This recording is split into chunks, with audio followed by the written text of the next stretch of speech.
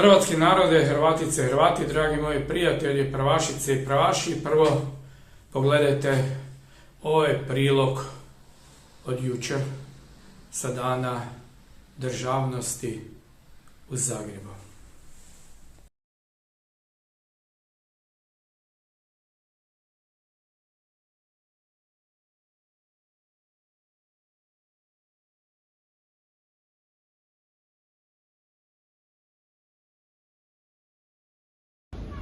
Evo, hrvatski narode, Hrvatice, Hrvati, dragi moji prijatelji, pravašice, pravaši.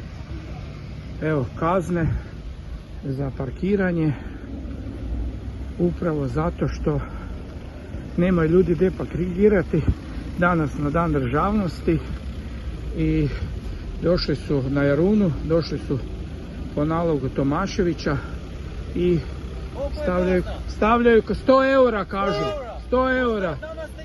A ne znam ja, pa nemam ja veze s tim. To ne ja.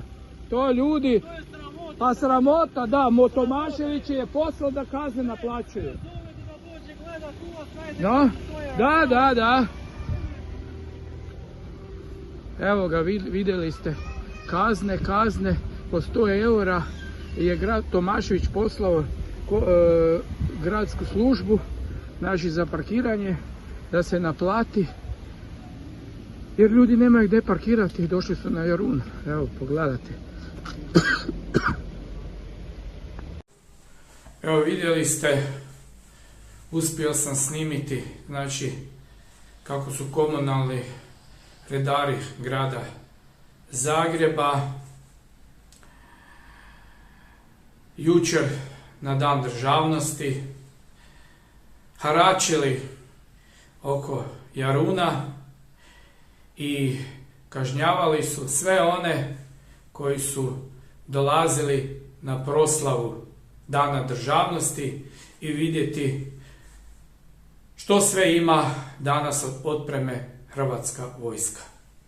Znači, oni su došli na način da su već imali ispisane, znači, obrasce, samo su, da bude to brzo, efikasno, stavljali na stakla, vidjeli ste i u prilogu fotografije, a to je bila jedna ženska osoba, a druga osoba, muškarac, on je samo zapisivao tablice.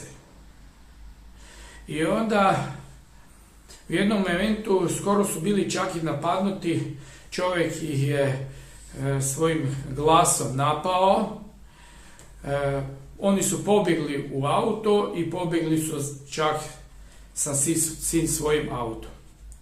Znači, to je bilo jučer po nalogu Tomaševića da se kažnjavaju svi oni koji dolaze na proslavu Dana državnosti u Jarun. Sada vas ja pitam, a gdje da ljudi parkiraju? Tamo nema parkirališta. Grad Zagreb trebao bi napraviti parkirališna mjesta. Ima tamo jako puno gradskog vlasništva zemljišta koje je neiskorišteno. Pa zašto grad Zagreb ne napravi parkiranje pa naplaćuje parkiranje? A ne da vi dođete tamo su zgrade, stanari žive, ljudi žive u svojim stanovima, vi nemate gdje parkirati. Vi dođete lepo tamo, nemate gdje parkirati i morate parkirati na nogostupu, a onda vam dođu i pišu javna zelena površina. A sad ću vam nešto reći još jedno. Pa prije mjesec dana je manje od mjesec dana bilo je Kresovi koji je organizirao Tomašević. Pa zašto tada onih 10.000 ljudi, kao što su oni rekli, bilo je na Jarunu, isto nisu imali gdje parkirati? Zašto Tomašević nije dao nalog komunalnom redarstvu grada Zagreba da ih kažnjavaju što parkiraju na nogostupima jer nemaju gdje parkirati? Koja dvostruka mjerila? I onda 100.000 Zagrepčana glasa za tog Tomaševića i za tu sotonsku, Soroševu stranku Možemo. Ma sram vas bilo. Svi koji glasate, svi vi koji ste za ljevičare, za one koji mrze Hrvatsku državu, koji kažnjavaju ljude zato što slave dan državnosti, zato što oni pate za Jugoslaviju. Neka vas bude sram, sve one još jedanput koji su dali svoje povjerenje toj stranci Možemo i Tomaševiću.